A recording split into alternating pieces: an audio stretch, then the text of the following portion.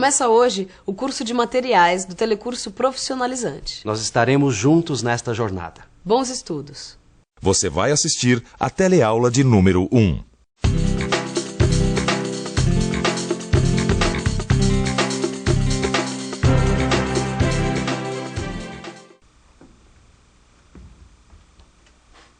Estamos começando um novo módulo aqui no Telecurso Profissionalizante.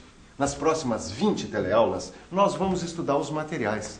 E aí você vem e me pergunta, mas onde é que a gente começa a estudar os materiais? E eu respondo, a gente começa do começo. E você me pergunta, mas aonde é o começo? E eu respondo, calma, a nossa teleaula ainda nem começou. Você vai ver hoje a primeira teleaula do módulo de materiais. Nesse módulo, você vai aprender um monte de coisas sobre o ferro, o alumínio, o cobre e mais uma grande quantidade de materiais que fazem parte do mundo da mecânica. Começando nessa teleaula, bem do comecinho, com o estudo do átomo, das moléculas, dos polímeros, da estrutura cristalina e muito mais. Vamos começar, mas vamos devagar porque ninguém é de ferro. É ou não é? Pronto para a nossa teleaula? Muito bom. Mas eu devo dizer que ela não começa agora não. Ela começa há muito tempo atrás.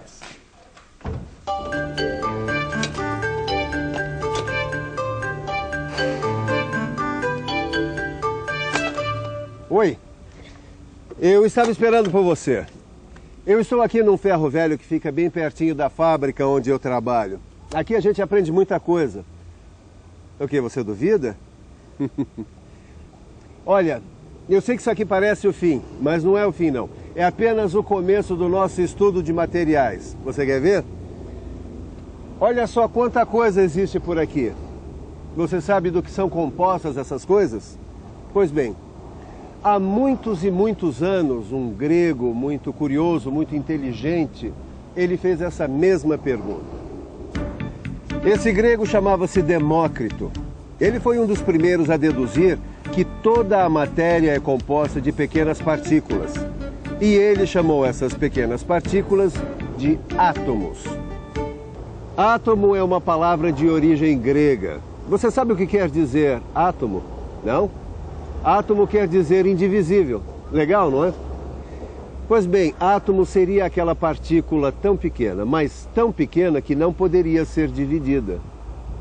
Hoje em dia a gente sabe que o átomo é composto de outras partículas menores, mas para aquela época foi um avanço e tanto. Tanto é que esses estudos de Demócrito foram a base para o desenvolvimento da própria química. Sabia disso? Muito tempo depois, no começo do século XIX, o químico inglês John Dalton estabeleceu sua teoria atômica. E 60 anos depois, apareceu a primeira classificação geral dos elementos químicos. Daí para a tabela periódica que a gente conhece, foi um pulo. Você já percebeu que eu gosto de dar uns pulinhos lá no passado, não é? É que eu me interesso muito pela história dos materiais. Mas onde é que nós estávamos mesmo? Assim, a gente falava da evolução do estudo sobre os átomos. Pois muito bem, nós estamos saindo do passado para chegar aqui no presente. Hoje em dia, a gente sabe que tudo o que existe é formado por átomos.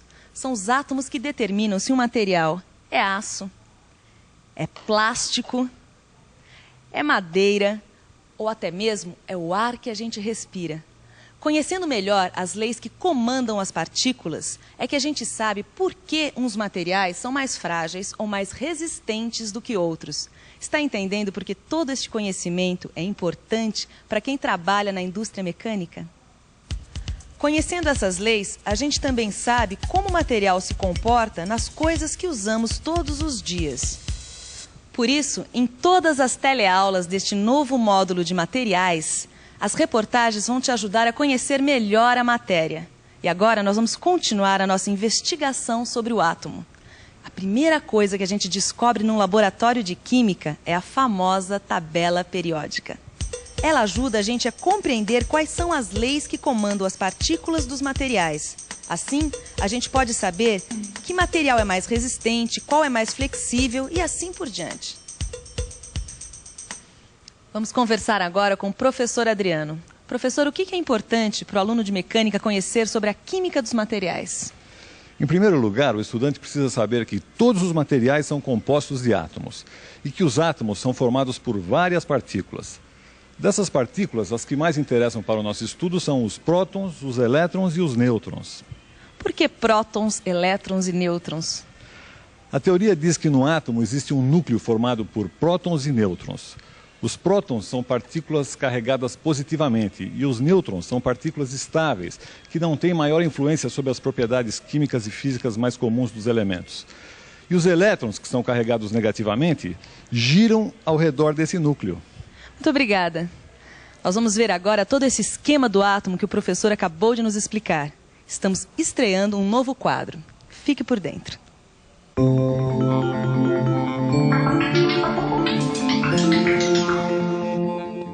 Veja só como é a atividade de um átomo metálico.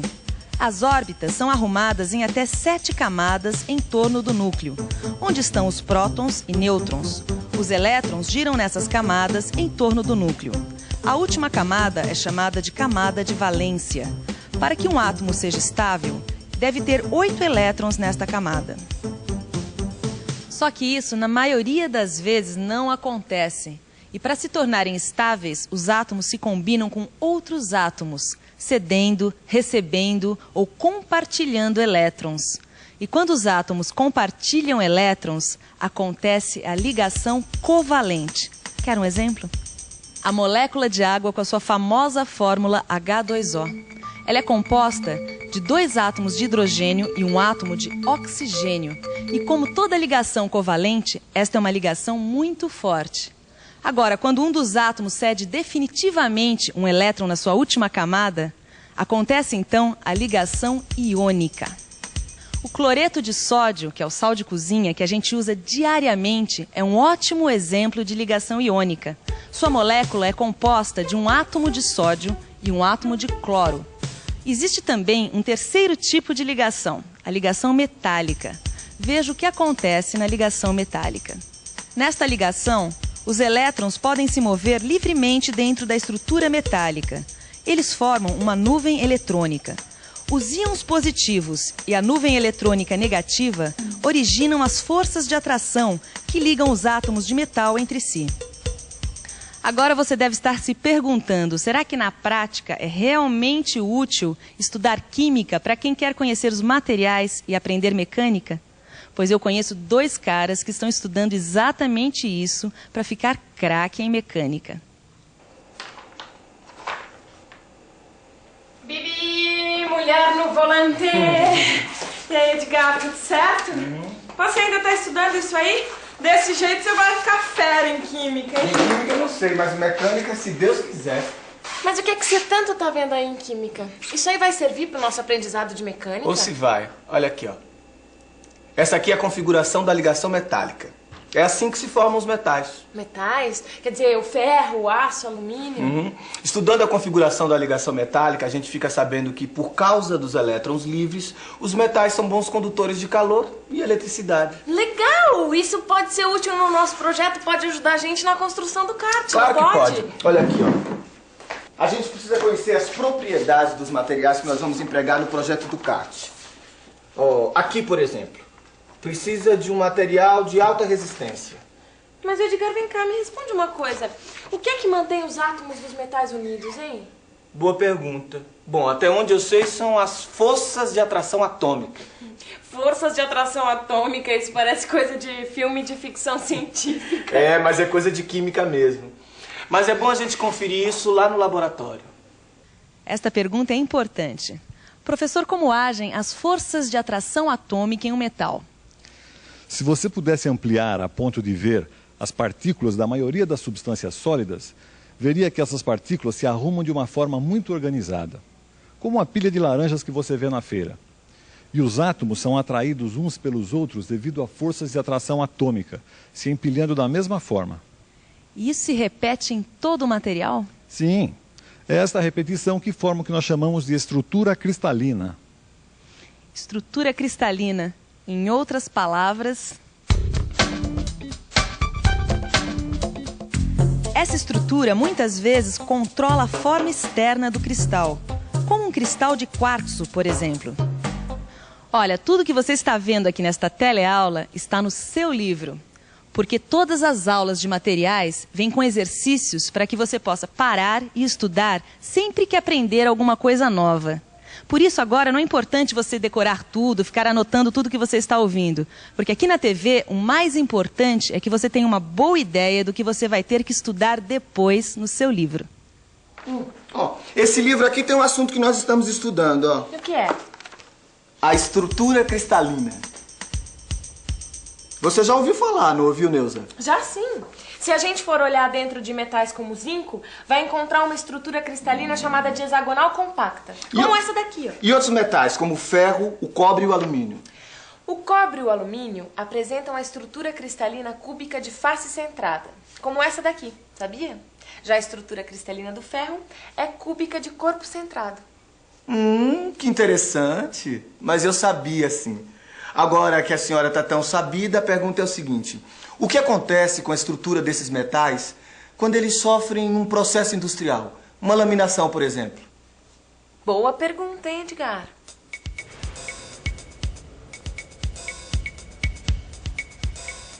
Você sabe muito bem que a laminação é um processo de fabricação por conformação mecânica. Quer dizer, a barra de metal passa por 2 rolos chamados cilindros laminadores para se transformar, por exemplo, numa chapa. Certo, minha chapa? Aqui está um pedaço de chapa de aço laminada.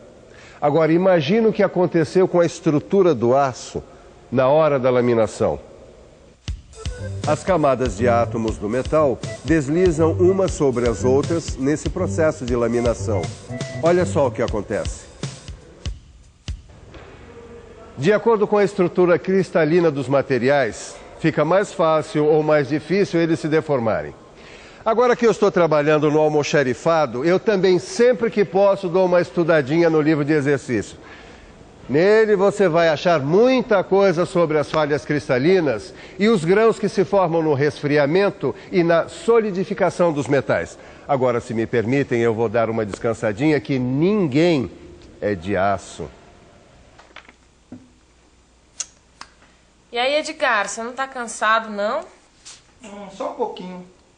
Eu estou aqui mergulhando no estudo dos grãos. É o melhor caminho para a gente descobrir a estrutura dos materiais e assim explicar propriedades como resistência mecânica, ductibilidade, essas coisas que interessam para nós que estamos a fim de aprender mecânica. Olha, vai por mim.